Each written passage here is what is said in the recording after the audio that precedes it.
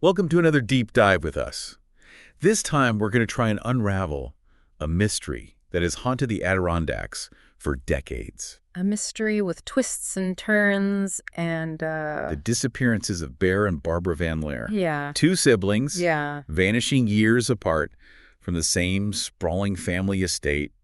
We're going to be going through firsthand accounts, those stories from people who were actually there, Right. trying to figure out, what happened. Piece together a timeline. Yeah. What do you think we can find? Like, how much can we really learn just by, examining all these different perspectives? Well, I think it's a lot like trying to solve a puzzle, right? Right. Where some of the pieces are missing, Oh, yeah.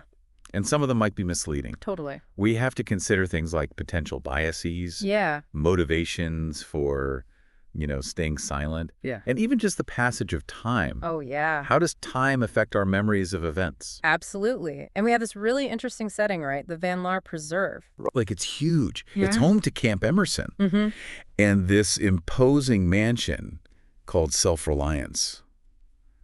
I mean, you can almost feel the weight of history and secrets just from the names themselves. Yeah. It's kind of almost a Gothic setting. Right. And within that, this seemingly idyllic world, you have these two vanishings Right. years apart, and Yeah. each one leaving behind more questions than answers. So let's go back. Let's rewind the clock back to 1961. Okay.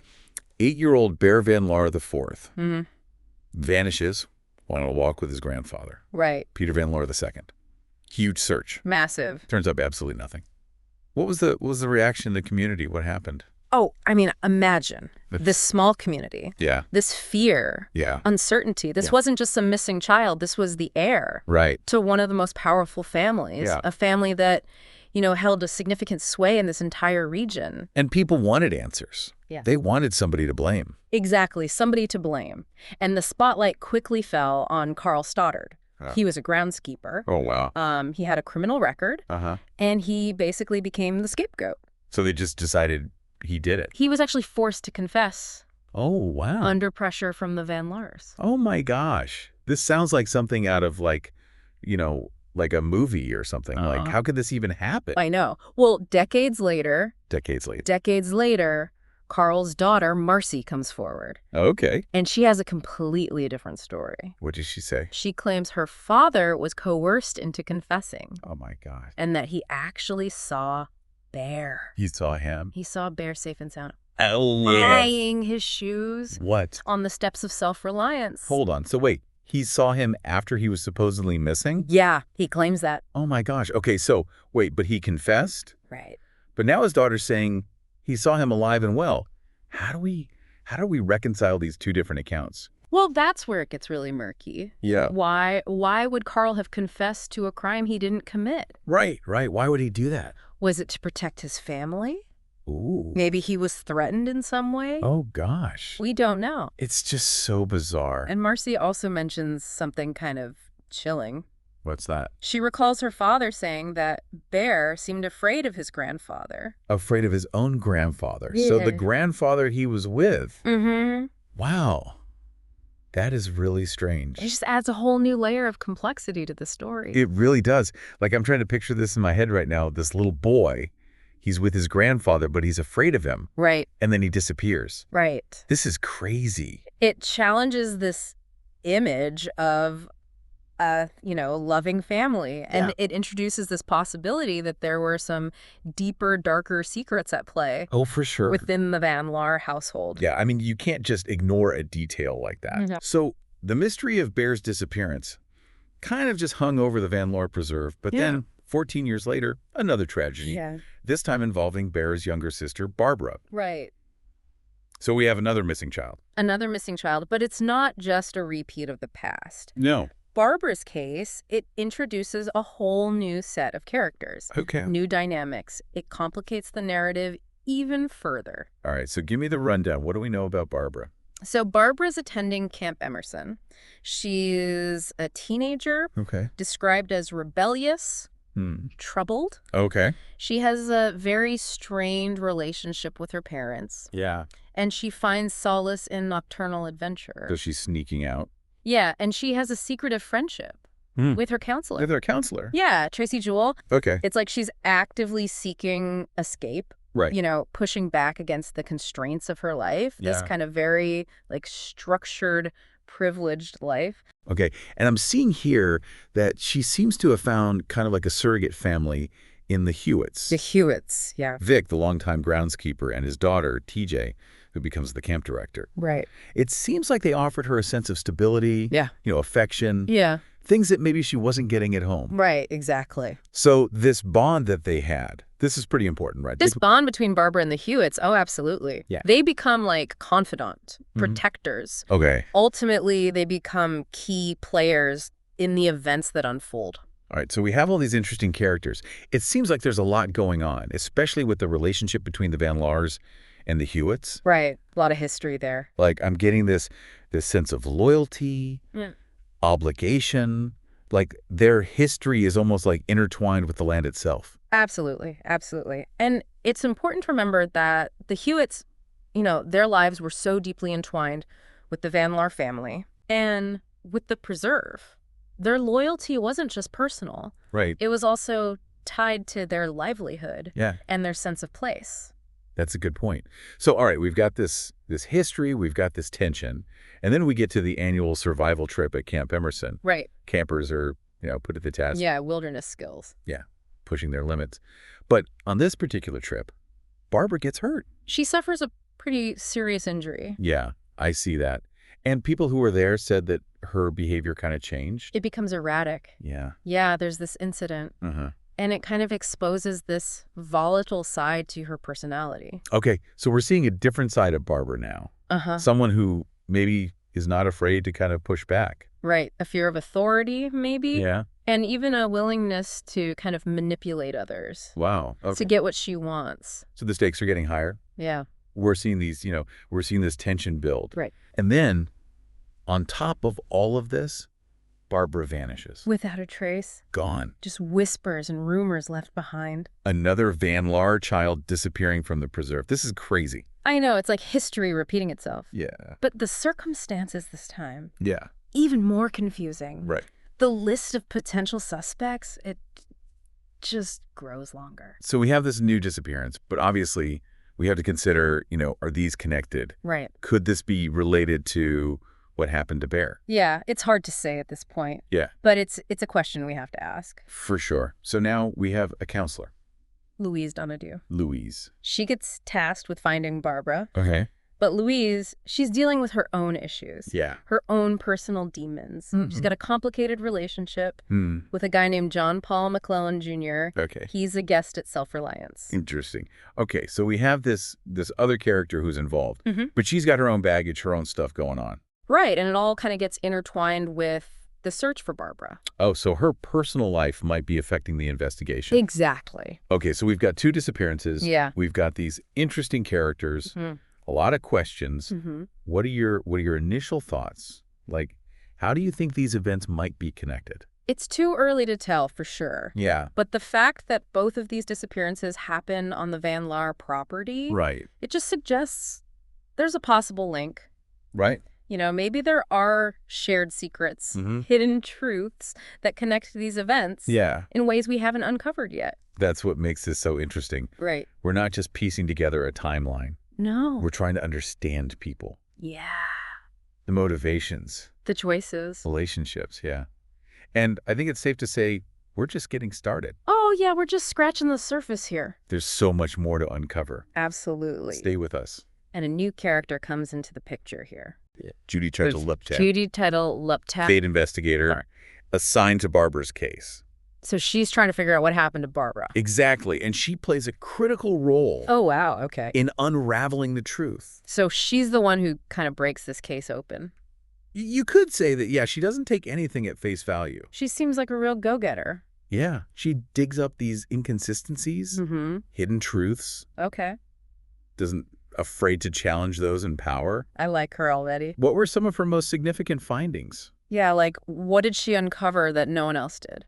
Well, she interviews a lot of people, right? Yeah. Louise TJ, members of the Van Laar family. Oh, wow. Okay. And she basically starts to paint a picture of conflicting accounts and hidden agendas. So it sounds like everyone had something to hide. Pretty much. Yeah. Did she encounter any resistance during her investigation? I would imagine so. I mean, this is a powerful family, right? Oh, absolutely. Especially the Van Laars. Yeah. They seem determined to control the narrative. What do you mean? Downplaying Barbara's disappearance, Okay. emphasizing her rebellious nature. Oh, so they were trying to make it seem like she ran away? Exactly. And they even tried to discredit Judy, questioning her methods, her motives. So they were trying to protect their reputation. More than finding their daughter, it seems. It's just so sad. And remember, this is the 1970s. Yeah. Women in positions of authority Right? often faced skepticism, Yeah, for sure. even hostility. Yeah. She probably had to fight really hard to be taken seriously. Absolutely. She had to navigate a system that wasn't always on her side. But it seems like she was really good at her job. She didn't give up. She persevered. Yeah, meticulously piecing together this puzzle. Okay, so she's making progress. Yeah, and then we get a curveball. A curveball? What do you mean? Jacob Sluter, Jacob Sluter, okay. notorious serial killer, Oh my gosh. operating in the Adirondacks. So wait, are you saying he's a suspect in both disappearances? Well, he becomes a suspect, yeah. Wow, okay, I did not see that coming. Do you think he was genuinely involved? It's hard to say, right? Could this be another attempt to mislead the investigation? That's the million-dollar question. Yeah. Sluter's confession is shocking. Okay, what did he confess to? He claims he witnessed Bear's death. Bear's death. Oh my gosh. And he implicates Peter Van Laar II. The grandfather. Yeah. But we have to be cautious with Sluter. Why? He's got a history Yeah. of manipulation, Okay. attention-seeking. So we can't just take his word for it. Exactly. Could this be a way to, like, get notoriety? Possibly. Or make himself famous? Yeah, insert himself into this high-profile case. Oh, that's so disturbing. Or it could be genuine. You think? Maybe he's trying to clear his conscience. To get this off his chest. Exactly, reveal a truth he's been carrying for years. But we don't know for sure. It's impossible to know for sure. This is so frustrating. But his confession, it does add fuel to the fire, right? What do you mean? It suggests that there was foul play involved. And so Bear didn't just wander off and get lost. Right, and that the Van Laars might have been involved in a cover-up. Wow, this is getting really serious. And remember Sluter's confession? Yeah. It aligns with Carl Stoddard's account The groundskeeper? that Bear was last seen alive on the property Okay. and that he seemed afraid of his grandfather. Wow, so we're starting to see a pattern here. These converging narratives, Yeah. they paint a very disturbing picture. So what happens next? I'm on the edge of my seat. Well, just when you think it can't get more complicated, Yeah. we get a bombshell revelation. Okay, what is it? Vic Hewitt, The groundskeeper. yeah, the seemingly stoic groundskeeper, Uh-huh. he confesses He confesses to? to helping cover up Bear's death. No way. Back in 1961, He admits to it. he does, and he says Okay. he had help. From who? His daughter. DJ. Yeah, So the Hewitts were involved in this cover-up. they were, and they were protecting Peter Van Laar II. The grandfather. Yeah, Wow, so the official story, the one that blamed Carl Stoddard, right. that was a lie. It was a lie all along. Oh my gosh. I can't believe that. So what actually happened to Bear? No, it turns out Bear's death was an accident. An accident. He wandered off, he fell into the lake. And drowned? And drowned. Oh, that's so sad. Peter Van Laar II, he panicked. Yeah, of course. He wanted to protect his family's reputation. Right. So he chose to conceal the truth. So they sacrificed justice for their son. And they allowed an innocent man to take the blame This is a perfect example. of how power and privilege can distort reality. The Van Laars, they used their influence to manipulate the investigation. They silenced anyone who knew the truth. And they made sure that their perfect little world stayed intact. Exactly, their carefully constructed facade. Okay, so this confession, it reveals a lot about the Van Laars, Yeah. but it also raises some questions about the Hewitts. Right, like why would they go along with this? Why would they participate in this cover-up? Their reasons are complex. Okay, what were they thinking? Well, there was loyalty to the Van Laars, fear of losing their livelihood. Right, they worked for them. Exactly. But also a desire to protect TJ's future. Oh yeah, she was practically family. She was like a daughter to Peter Van Laar II. It's almost like they made a deal with the devil. To protect her. Yeah, Even if it meant sacrificing their own integrity. it's a tough choice.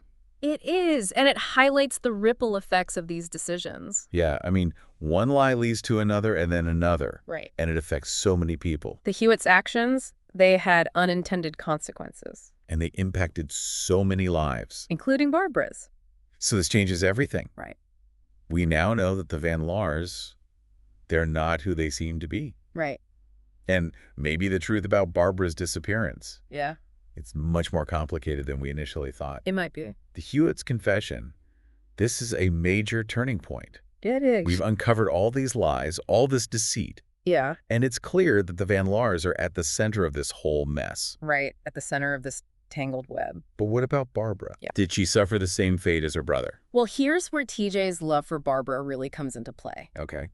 She reveals that she helped Barbara escape. She helped her escape. She knew that the Van Laars were Yeah. going to send Barbara away Oh, no. to some, restrictive environment. Some place where she wouldn't be able to be herself. Exactly. And TJ knew that Barbara wouldn't thrive there. She knew Barbara needed freedom. She needed a chance to be herself. So TJ orchestrated this whole disappearance. As a desperate act of love.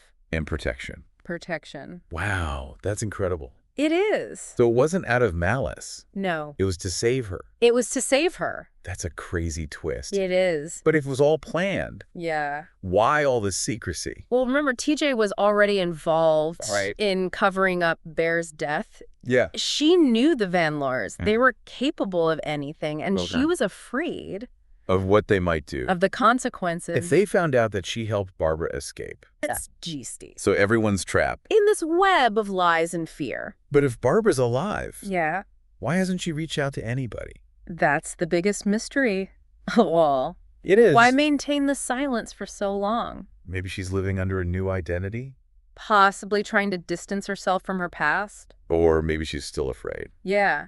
Afraid of what might happen if she resurfaces. There are so many possibilities. Endless possibilities. We've uncovered a family's dark secrets. Acts of loyalty and betrayal. We've seen how these choices This affected everyone involved. It's a really complicated story. It is. And as we move into the final part of this deep dive, Yeah. we'll try to answer some of those lingering questions. About Barbara's fate. And the ripple effects of all these events. On those who are left behind. We've uncovered a lot. Oh, yeah. A tragic accident, Right. a cover-up, Yeah. and this act of love that led to Barbara's disappearance. Right. But we still don't know where she is. That's the question, isn't it? The one that continues to haunt us. Yeah. We have these clues, Right. but no definitive answers. So let's go back to what we know about Barbara. We know she wasn't happy at home. She told Tracy, her counselor, that she wanted to escape. Right. She felt stifled by her parents, by their control. And she even mentioned leaving. Like she was going to run away during the Van Laar's anniversary party. Oh, yeah. She was furious about that mural. The one in her room and they painted over. Yeah. She saw it as a symbol, Of what? of their disregard for her, For her individuality. for who she was. It's like she was trying to find herself, find her own way Absolutely. She wanted to break free, from this life that she felt trapped in. Exactly. And given her personality, her rebellious streak, Yeah. her connection with John Paul. John Paul McClone Jr., the convicted criminal. Yeah, him. It's not hard to imagine her, taking things into her own hands. So you're saying she might have run away with him? It's possible. Maybe they were looking for a fresh start, a new beginning, Away from everything. away from the past. But there is a problem with that theory. What's that? John Paul disappears too. He does. Yeah. They find his car abandoned. Mhm. And there are rumors, whispers, About what? about his involvement in other crimes. Oh, so this is more than just a runaway case. Potentially, it could be something much darker. So are we saying Barbara might have gotten caught up in something dangerous? It's a possibility we can't ignore. But we don't have any hard evidence, any proof that John Paul was involved in anything illegal. I don't know. The timing of it all seems suspicious. Him being there, then disappearing. Oh, yeah. There are definitely red flags. And remember, there was that anonymous tip about John Paul being seen on the Van Laar property. Meeting with Barbara. Potentially, maybe they had a secret relationship. Hidden from everyone. It makes you wonder, what if someone found out? Especially with his past. The Van Laars wouldn't have approved. No, not at all. But even if he was involved with Barbara's disappearance, what happened to him? That's the mystery, isn't it? We just don't know. So many unanswered questions. And then there's TJ. Yeah, she obviously cared about Barbara. She did. Do you think maybe she helped her? Orchestrated some kind of elaborate escape? We can't rule it out. She already defied the Van Laars once. To protect Barbara. Right. And remember that mysterious figure in the woods? The one Tracy saw during the survival trip. Yeah. Could they have played a role? Maybe they helped Barbara get away. Someone who knew the area, Someone who could keep her safe. It's an intriguing idea. It's all just so confusing. It's like we're trying to see through a broken mirror. We get these glimpses of the truth, but never the whole picture. That's the thing about these kinds of cases. Yeah. You have all these pieces, all these stories, but they don't always fit together neatly. It's frustrating. But I keep hoping that somewhere, Barbara is out there, living her life. Happy. Free. That's what we all want to believe, right? Yeah. That even in all this darkness, there's still hope. It's a powerful thing, hope. We may never know what really happened to Barbara, but her story stays with us. It reminds us that even in the most beautiful places, there can be secrets, there can be darkness. And that the truth can be a hard thing to find. Thanks for joining us on this deep dive. It's been a long and winding road. It has. But it's a story that deserved to be told.